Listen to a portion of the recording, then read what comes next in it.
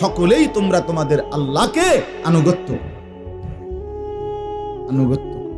আল্লাহ বলছে আমার দিকে ফেরো বান্দা, আমি তোমার, আর কেউ নাই তোমার আপন। আমি এমন আপনজন তুমি কই পাবা? প্রতিদিন নিয়ম মতো তোমার 60 বছরে কোনোদিন আমি আল্লাহ, তোমার 70 বছরে বান্দা কোনোদিন আমি সূর্য উঠাইতে দেরি করি নাই, চাঁদ উঠাইতে দেরি করি নাই, রাত আনতে দেরি করি নাই, দিন আনতে দেরি করি নাই। 60 বছরে কোনোদিন শনিবারের পরে সোমবার আনি নাই, রবিবার এনেছি। কোনো দিন আমি সময়ের কোনো ব্যতিক্রম করলাম না, রাত দিনের কোনো অনিয়ম করলাম না, তোমার ভালোর জন্য, তোমার কল্যাণের জন্য। সেই তুমি আমাকে চিনলা না? ওয়াল্লাযী জাআলাল লাইলা ওয়ান নাহারা খিলফাতান লিমান আরাদা আন ইয়াযাক্কারা আও আরাদা শুকুরা। রব্বুল আলামিন বলেন, তিনি আল্লাহ ওই সত্তা যিনি প্রতিদিন পর্যায়ক্রমে ধারাবাহিকভাবে রাত্রি এবং দিন এনে থাকেন, বানিয়ে থাকেন।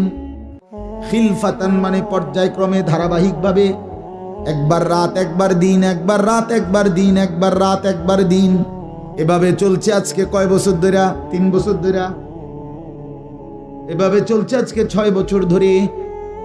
তুমি যুবক বুঝ হওয়ার পর থেকে এর ব্যতিক্রম কোনোদিন দেখেছো কি? আপনি বৃদ্ধ বাবা বলেন, আপনি আপনার 60 বছরের জীবনে এর ব্যতিক্রম কোনো দেখেছেন কি? লা শামসু ইয়ামবাগি লাহা আন তুদরিকাল কামারা ওয়ালাল লাইলু সাবিকুন নাহার। রব্বুল আলামিন বলেন, আমার সৃষ্টিতে কখনোই সূর্য চন্দ্রকে ডিঙ্গায় না, রাত্র দিনকে ডিঙ্গায় না, কখনো একসাথে 48 ঘন্টা রাত হয় না, কখনো একসাথে 48 ঘন্টা দিন হয় না। ইউকাল্লিবুল্লাহুল লাইলা ওয়ান নাহার, আমি আল্লাহ রাত্র এবং দিন বদলাই, আমি পরিবর্তন করি।